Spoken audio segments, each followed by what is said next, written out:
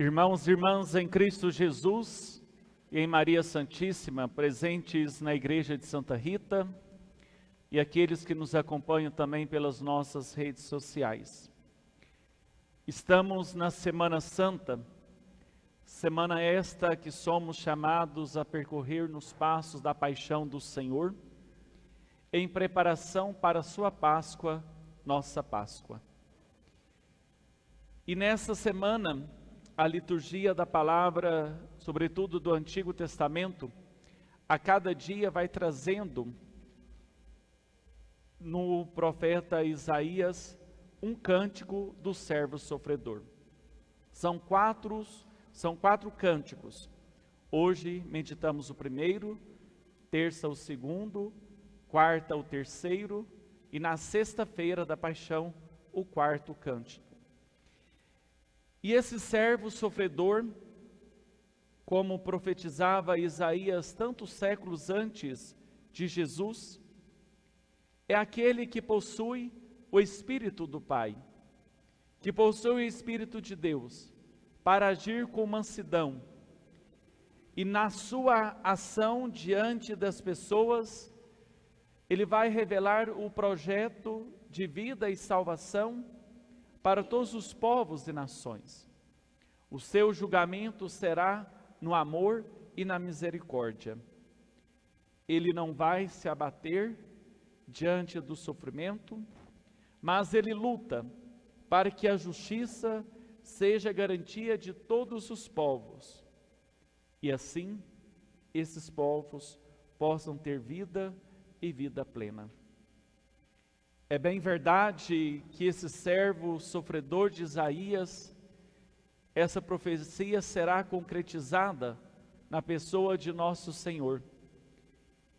Ao ler os próprios evangelhos, nós veremos essa atitude de Jesus diante dos povos e nações por onde ele passou. Jamais ele lançou ato de violência para pregar, mas sim, ele usava suas próprias palavras de uma maneira mansa. É bem verdade que em alguns momentos ele era mais enérgico, mas para comunicar aos seus interlocutores a sua mensagem de vida e de salvação. E diante do seu anúncio, do conteúdo daquilo que ele pregava, como incomodou tantas pessoas, porque ele pregava uma mudança de vida, de comportamento e de atitude, que essa mudança viesse de dentro para fora, e não de fora para dentro, mas que partisse do fundo do coração através de uma experiência íntima com ele, com a palavra do seu Pai, que ele revelava por meio de gestos, atitudes, palavras e ações. E na Semana Santa, nós veremos então a consequência desta missão e deste anúncio. O Evangelho de João, dessa noite, nos narra, de uma maneira antecipada, a unção que Jesus vai receber após a sua morte. Ele está em Betânia, na casa dos seus amigos, Marta, Maria e Lázaro.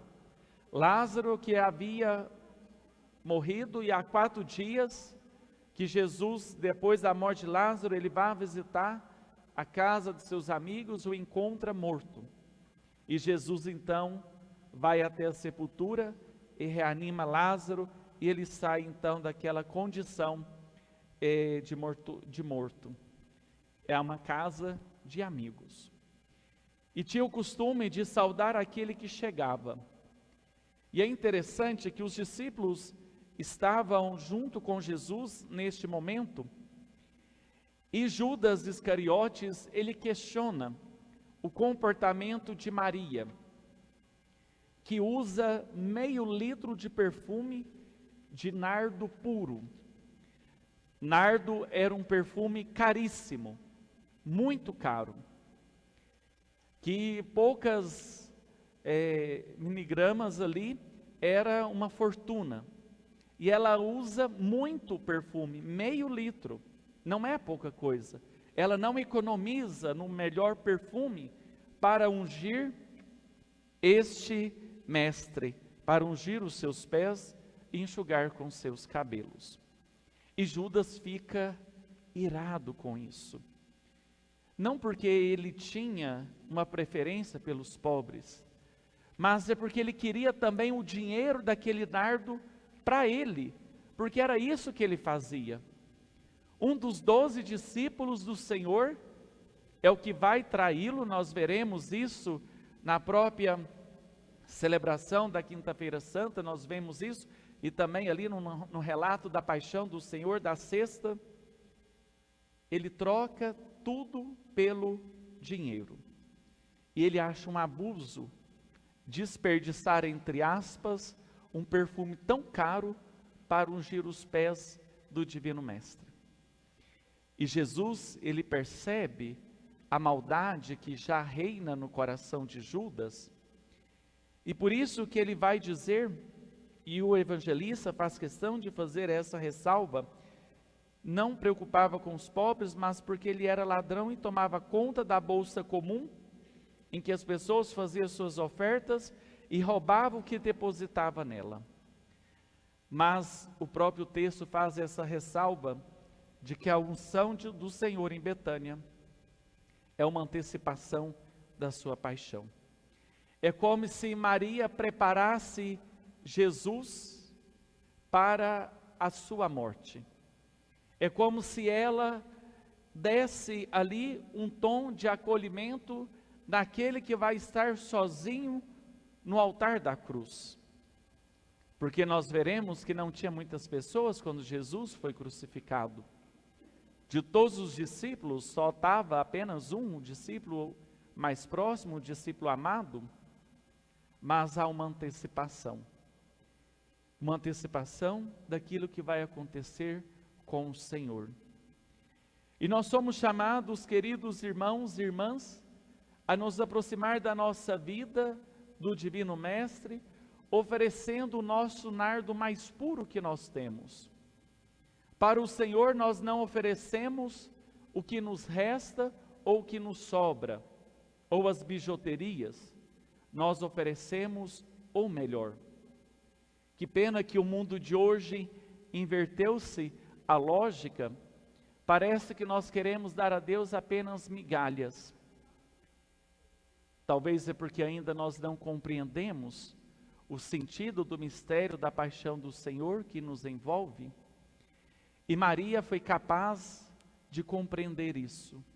Ela amava o Senhor, porque ela o encontrou e deixou ser encontrado no seu coração e na sua alma. E portanto ela queria oferecer o melhor para Ele. Que nós possamos oferecer o melhor do nosso coração, o melhor dos nossos dons, o melhor das nossas palavras, o melhor dos nossos talentos, o melhor da nossa vocação para o Senhor. Para isso, meditemos ao longo dessa semana nos passos da paixão de nosso Senhor Jesus Cristo, pedindo a Ele esta graça para nós, para a nossa família. Pedindo a Ele para que ao celebrarmos a Páscoa, possamos ser diferentes e não continuar o mesmo de antes dessa semana ou antes até mesmo da Quaresma, mas que possamos estar mais próximos dele para estarmos mais próximos de nós mesmos e dos nossos irmãos e irmãs. Que a Virgem Mãe, a Senhora das Dores, que acompanhou o seu dileto Filho em todo o seu percurso, inclusive no caminho do Calvário, é isso que nós faremos nesses 3 dias, que ela possa interceder por nós, para que sejamos fiéis, ofertantes dos nossos corações ao seu dileto Filho. Louvado seja nosso Senhor Jesus Cristo.